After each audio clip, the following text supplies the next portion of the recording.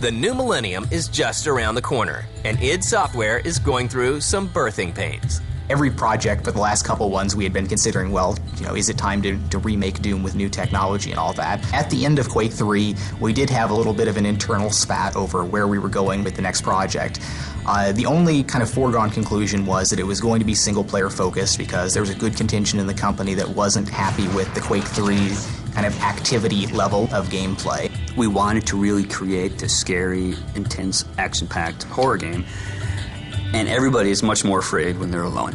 But there was still debate over exactly what we were going to do, and it did come down to a point where we had a big forced issue about it where I wasn't at all comfortable with the alternate project that was being pushed on there, and it wasn't clear that we could come up with a clear, unified company direction on something brand new. And every project, but the last couple ones we had been considering, well, is it time to remake Doom with new technology? John, when he was doing research on what the next generation of technology from id was going to be, came to the conclusion that he was going to be able to realize sort of the vision that he had in his mind's eye when he came up with the original idea for Doom, and that we could use and leverage that technology to really create this intense action horror game and make a really scary version of Doom. Originally, I was opposed to the idea. I was a bit concerned that the team that we had, which was a bit in transition, wasn't going to be able to really push Doom in a direction to sort of live up to the title.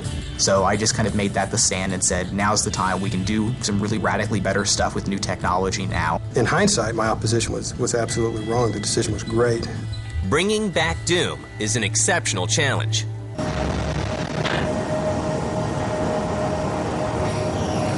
We've got you, Dark Star. You are set for lockdown. Welcome back.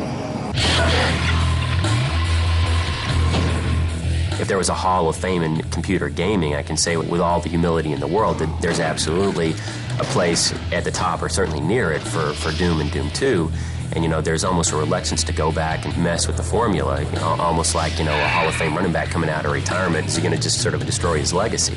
Doing Doom 3 was a very tall order because Doom was such a mega successful game that we really had to evaluate what we wanted to do. What do our fans really want us to bring back from the original? And then what can we add to the new Doom 3 to make it, so much better?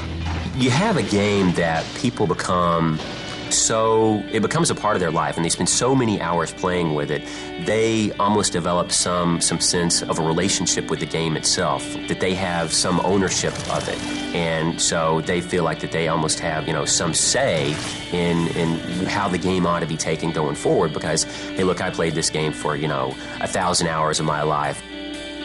People get obsessive with everything that comes out of id. People are obsessive about id. Id's games are great. One of the reasons people respect id is that id never turns its back on quality. Everything that comes out is going to be good. People get so emotionally attached, and then they get afraid of, well, if it's not the exact game, or if it's not as good or better, if it's not their interpretation of what the next game ought to be like, and they get afraid that we're going to do something different with it. They don't want to see the next game come out because they just want to sort of freeze time and have Doom be the way it was when, they had all these great experiences in their life and don't want to have anything to sort of spoil that memory. We definitely understand, people's emotional attachment to the properties because we feel it too, and at least as strong as they do. On June 1st, 2000, work begins on making Doom 3 a worthy successor to the legendary franchise.